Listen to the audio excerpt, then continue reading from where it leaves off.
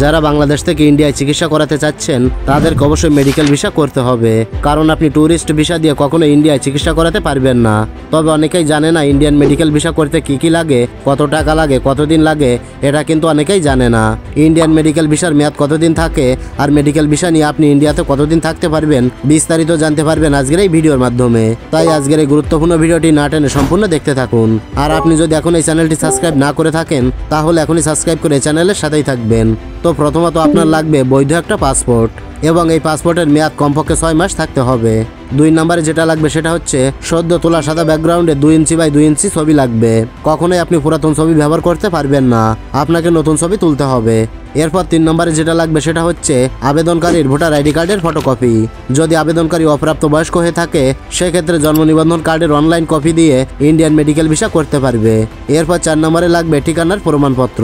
ঠিকানার প্রমাণপত্র হিসাবে আপনি আপনার বাড়ির বিদ্যুৎ বিল, গ্যাস বিল অথবা পানি বিলের ফটোকপি দিলেই হবে। এই তিনটার যে কোনো একটা দিলেই হবে। এরপর 5 নম্বরে যে ইম্পর্টেন্ট জিনিসটা লাগবে সেটা হলো বাংলাদেশের যে কোনো একজন ডাক্তারের প্রত্যয়নপত্র এবং প্রেসক্রিপশন। এর সাথে আপনি ইন্ডিয়ায় যেখানে চিকিৎসা করাবেন সেখানকার ঠিকানা।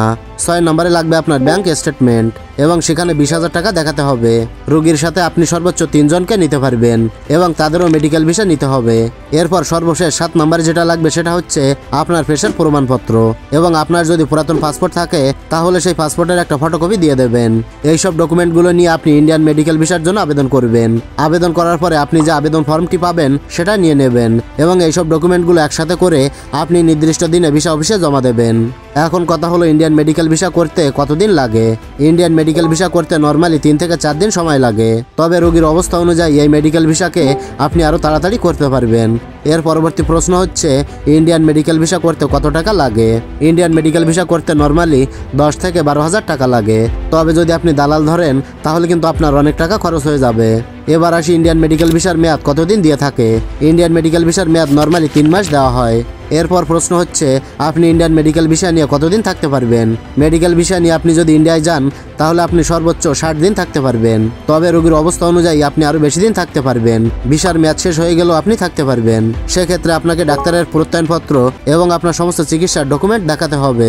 ইন্ডিয়ান মেডিকেল ভিসা নিয়ে এটাই ছিল আপনাদের বিস্তারিত জানানোর। আশা করি সমস্ত বিষয়গুলো ভালোভাবে বুঝতে পেরেছেন।